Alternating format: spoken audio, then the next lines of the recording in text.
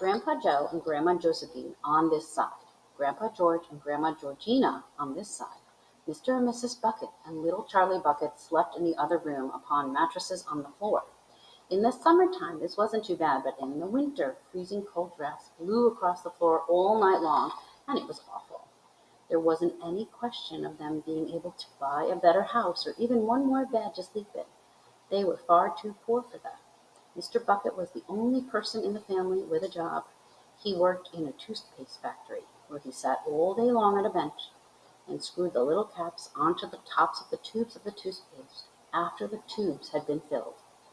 But a toothpaste cap screwer is never paid very much money, and poor Mr. Bucket, however hard he worked and however fast he screwed on the caps, was never able to make enough to buy one half of the things that so large a family needed. There wasn't even enough money to buy proper food for them all. The only meals they could afford were bread and margarine for breakfast, boiled potatoes and cabbage for lunch, and cabbage soup for supper. Sundays were a bit better. They all looked forward to Sundays because then, although they had exactly the same. Everyone was allowed a second helping.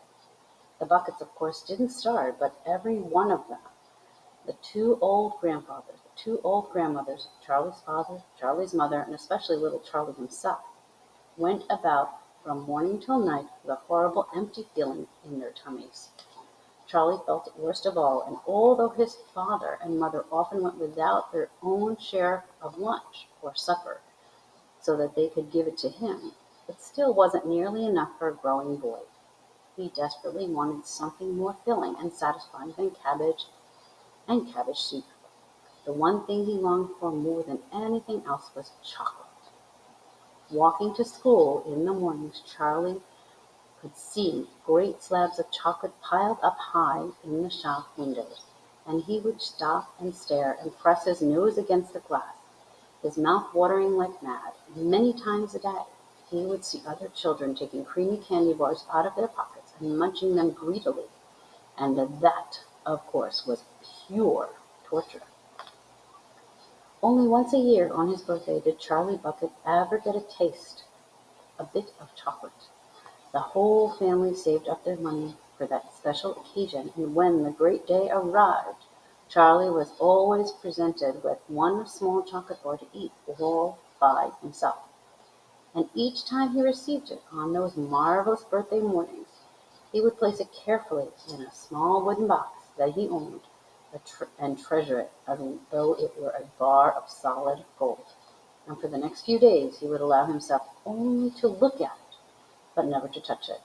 Then at last, when he could stand it no longer, he would peel back a tiny bit of the paper wrapping at one corner to expose a tiny bit of chocolate, and then he would take a tiny nibble, just enough to allow the lovely sweet taste to spread out slowly across his tongue. The next step he would take another tiny nibble, and so on and so on, and in this way Charlie could make his 10-cent bar of birthday chocolate last him for more than a month. But I haven't yet told you about the one awful thing that tortured little Charlie, the lover of chocolate more than anything else. This thing for him was far more worse than seeing slabs of chocolate in the shop windows or watching other children munching cream candy bars right in front of him. It was the most terrible torturing thing you can imagine, and it was this. In the town itself, actually within sight of the house in which Charlie lived, there was an enormous chocolate factory. Just imagine that. And it wasn't simply an ordinary, enormous chocolate factory either. It was the largest, most famous in the whole world. It was the Wonka factory, owned by a man called Mr. Willy Wonka, the greatest inventor and maker of chocolates that there has ever been. And what a tremendous, marvelous place it was. It had it had huge iron gates leading into it, and a high wall surrounding it, and smoke belching from its chimneys, and strange whizzing sounds coming from deep inside. And outside the walls, from half a mile around, in every direction the air smelled with the heavy, rich smell of melting chocolate. Twice a day, On his way to and from school, little Charlie Bucket had to walk right past the gates of the factory, and every time he went by, he would begin to walk very, very slowly, and he would hold his nose high in the air to take long, deep sniffs of the gorgeous chocolate smell all around him. Oh, how he loved that smell, and oh, how he wished he could go inside the factory to see what it was like.